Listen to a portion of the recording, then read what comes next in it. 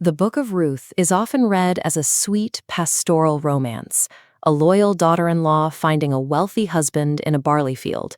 But the original audience focused on a single scandalous detail. Ruth was a Moabite. Moab was a nation Israel was historically at odds with. According to the ancient texts, they were a cursed people born of incest, making Ruth an outsider in the most visceral sense. Reading the story without this tension misses the point. This is a story of a hated foreigner infiltrating this sacred community of Israel. The narrative begins in ruin. Naomi is returning from Moab as a widow, who has lost both her husband and her sons. She has no security, no future, and nothing left but grief. At this turning point, we encounter the Hebrew word hesed. English separates these ideas into loyal love, covenant faithfulness, mercy, and active kindness.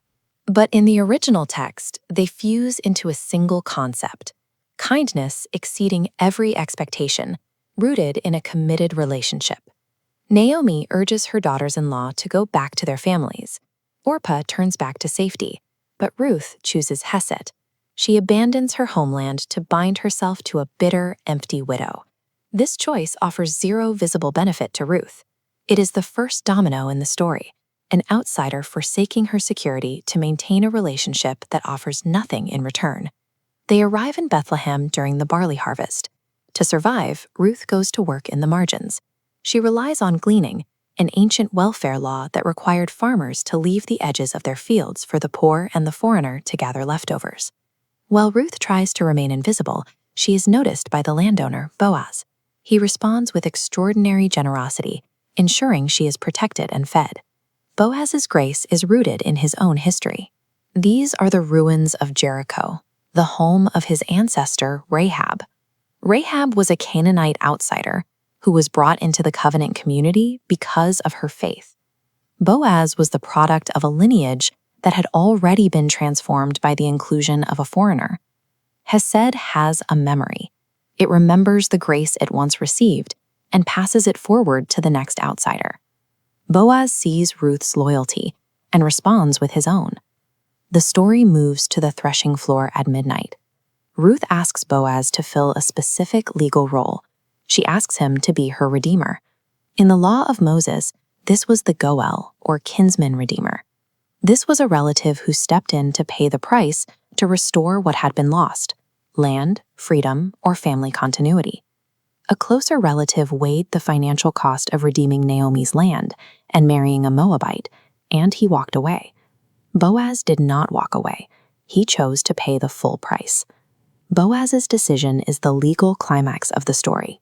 By becoming the Goel, he performs a binding act of hesed, restoring a family that could not restore itself. This marriage produced a son named Obed. Looking at this expanding genealogical tree, you can see the line move from Rahab to Boaz and Ruth to their grandson, King David. God promised David his kingdom would be established forever. That promise, carried in the bloodline of an outsider, led centuries later to the birth of Jesus Christ. He steps into the role of the Redeemer who pays the price to restore humanity. It is a staggering outcome. The royal line of Israel and the lineage of the Messiah ran straight through a Moabite widow. This union of the insider and the foreigner is why Ruth is read every year at the harvest festival of Pentecost. The ritual includes 2 leavened loaves waved before God, representing a union where Jew and Gentile are presented together, fused into one community. This ancient story reveals that God does not require a pristine bloodline or a perfect religious resume to build his kingdom. If you have ever felt like you are on the outside looking in, wondering if your background has disqualified you, this story is your invitation. The Kinsman-Redeemer has already paid the price to restore what you could not. He does not weigh the cost and walk away. He brings you home, not as an outcast, but as royalty.